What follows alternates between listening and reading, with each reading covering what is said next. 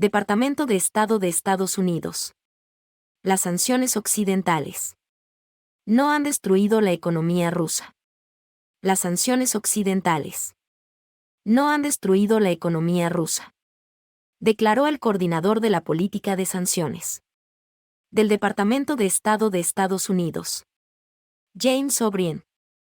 Rusia podrá sostenerse durante bastante tiempo.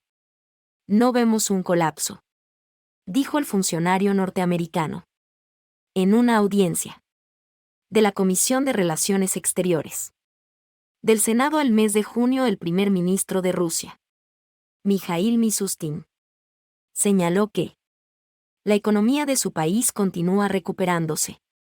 Pese a las sanciones, la economía nacional sigue recuperándose, sin importar las sanciones y los obstáculos que ponen a nuestro país. En 5 meses el crecimiento del Producto Interno Bruto PIB registró un 0,6%, dijo Mishustin en una reunión con el presidente Vladimir Putin. El funcionario O'Brien fue propuesto para el nuevo puesto en el Departamento de Estado por el presidente de su país, Joe Biden. O'Brien es ahora el jefe de la Oficina de Coordinación de Sanciones de la dependencia federal. Las autoridades de Rusia declararon en más de una ocasión que el país euroasiático podrá resistir la presión de las sanciones que Occidente empezó a ejercer hace unos años y sigue intensificando.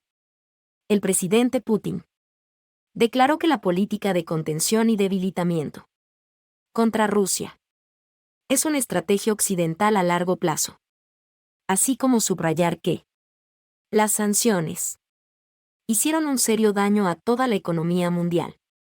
Tras el inicio de la operación especial de Rusia en Ucrania registrado 24 de febrero de 2022, Occidente intensificó la presión de las sanciones sobre Moscú.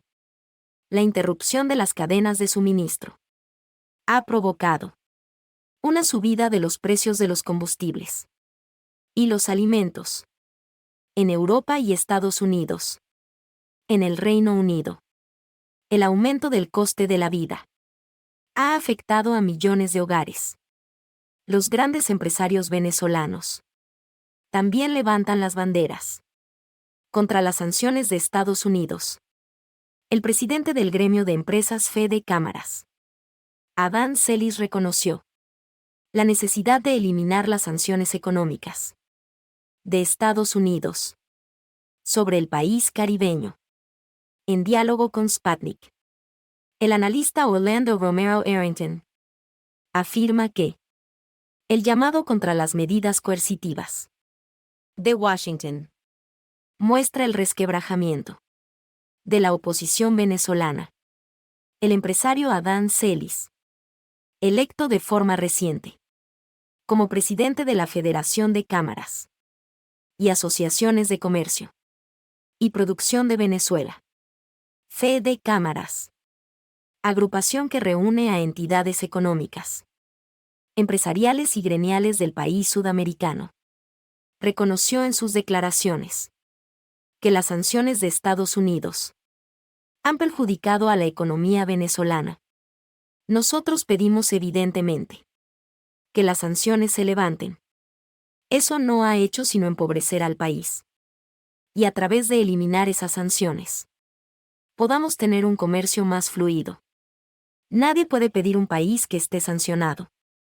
Eso no sirve, eso lo que ha hecho es un daño al país, afirmó el empresario a la radiodifusión local. Y es que Venezuela suma 900 sanciones económicas que se han impuesto desde 2015, las cuales han provocado meromas del orden de un 99% en los ingresos económicos del país. De acuerdo a sus autoridades. Al respecto, el comunicador y analista internacional Orlando Romero Arrington señala, en entrevista con Sputnik, que las palabras de Kelly se exponen la realidad de la burguesía nacional, que de alguna manera u otra se benefició con la política abierta de cero impuestos a las importaciones, que surgió a partir de la crisis. y que en este momento levantan las banderas en contra de las sanciones y a favor de la reactivación del intercambio económico global. Reafirma una necesidad bastante sentida de todos los sectores y todos los actores del tejido social venezolano.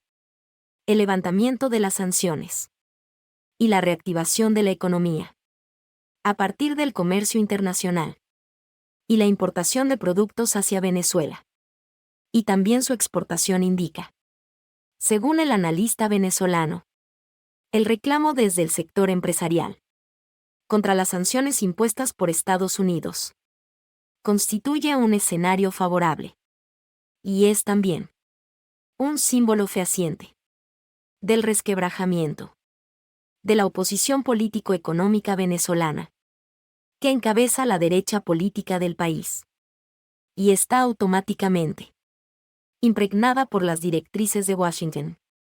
De acuerdo con Romero Arrington, un sector importante del empresariado venezolano les está diciendo, de una manera quizás un poco temerosa, a esas fuerzas opositoras, que incluso financia, que el empresariado nacional está de acuerdo en pedirle al gobierno de Estados Unidos que levante las sanciones. El comunicador opina que, con la actitud del presidente de Fede Cámaras, es a un aspecto importantísimo de la guerra de cuarta generación que llevan contra Venezuela. Básicamente el ala económica.